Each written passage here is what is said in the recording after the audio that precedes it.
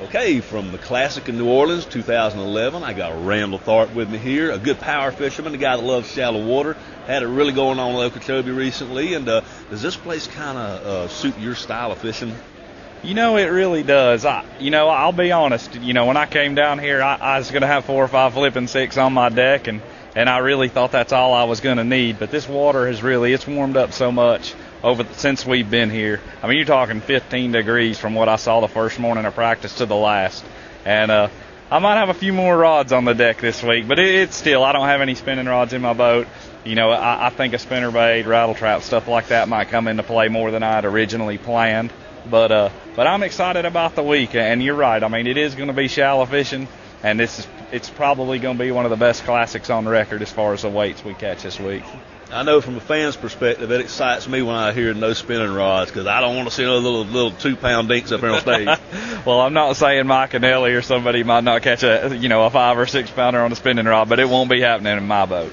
Right, you're going to power fish because that's what you can do that down here, and that's what you like to do, right?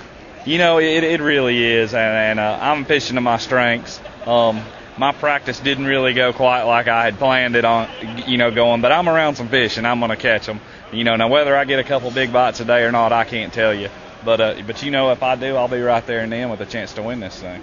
I'm sure you are around some fish, and that's good, but are you around a bunch of other boats, other fishermen as well? I haven't seen another competitor's boat where I'm starting, wow. But unfortunately, there's a lot of local pressure there. And I fished the final day of practice there, and there were 7 local boats there. Now, that being said, it's really not hard to get a bite there. And, it's definitely going to affect me some, the local pressure. But there's enough fish there. I'm not going to run out of fish. I mean, there is a pile of them where I'm going. I just don't really know the potential of the area. I mean, the biggest bite I've had in there was 3.5, but I haven't fished in there more than 30 minutes. So, I'm definitely going to catch some. I'm definitely going to have a good time and hopefully make a run at this tournament. Sounds like you got a good little spot, and having that elbow room to yourself is going to be extremely valuable this week. I think we got 500,000 acres out there, but it sounds like half the field's going to pile into one area or something.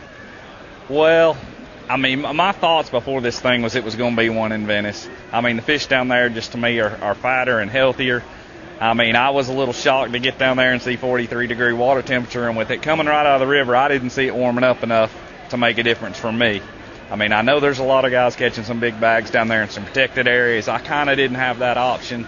I'm kind of making a long run but going another direction. And I'm sure that I'll see a few more boats, competitors' boats than I saw in practice. But, the day I put in over there, the only boat I saw at the boat ramp besides mine was Kevin Van Dam. So I don't know if that's a good or bad thing, but he's usually around a few. Yeah, not sure if that's become a mixed blessing. It's great minds think alike, but then you kind of don't want him thinking in the same spot as you, huh? Well, it would almost be an honor to fish in the same little canal as him. I've only competed against him once, and what that guy's done in fishing, it's been an inspiration to me.